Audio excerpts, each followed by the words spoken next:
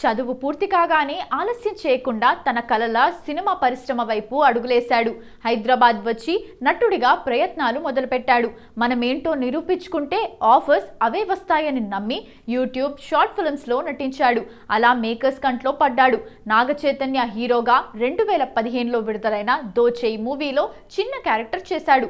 చెప్పుకోదగ్గ పాత్ర లభించింది మాత్రం పడిపడి లేచే మనసు చిత్రంతో.